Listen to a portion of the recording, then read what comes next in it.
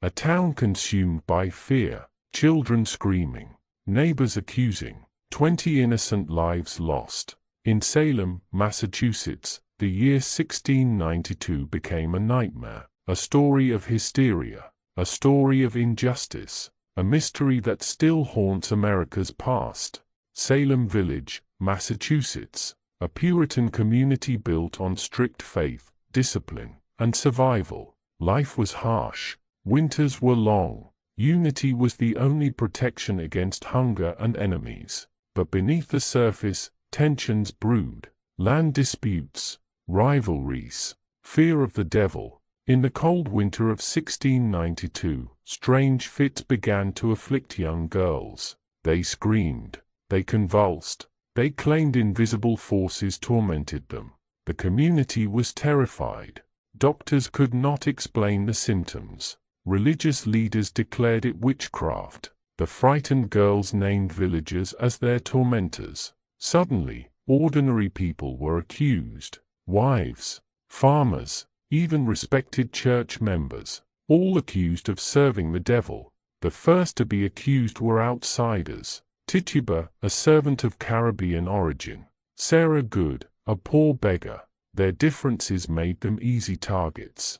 Salem's fear had found its victims. Accusations multiplied. To deny the charges was dangerous. To confess was safer, but it meant admitting to crimes never committed. Families were torn apart. Friends turned against each other. Salem became a town consumed by suspicion. Children accused their parents. Neighbors accused neighbors. The line between truth and lies blurred. Fear was stronger than reason.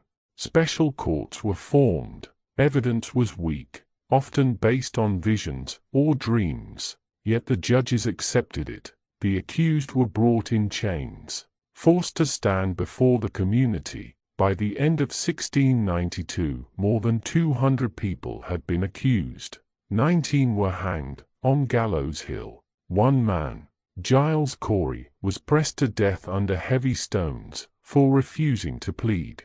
His last words were said to be, "More weight." Historians still debate why Salem descended into hysteria.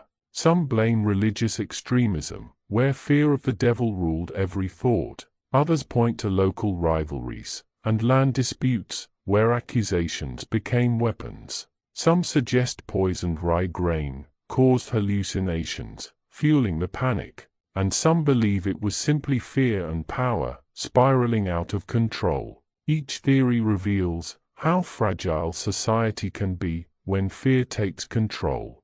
The Salem Witch Trials became a symbol of mass panic and injustice. The trials ended in shame. Later generations admitted the wrongs, but the damage was done. 20 lives lost, families destroyed, a community scarred forever. Today, Salem stands as a reminder of how quickly fear can destroy lives. More than 3 centuries later, its story still echoes, a warning from history, a mystery that continues to haunt America's past. The Salem Witch Trials were more than trials. They were a storm of fear that consumed an entire town. 20 lives lost, hundreds accused, a community scarred forever. More than 3 centuries later, Salem's silence still whispers a warning. When fear rules, justice dies, and history is left haunted.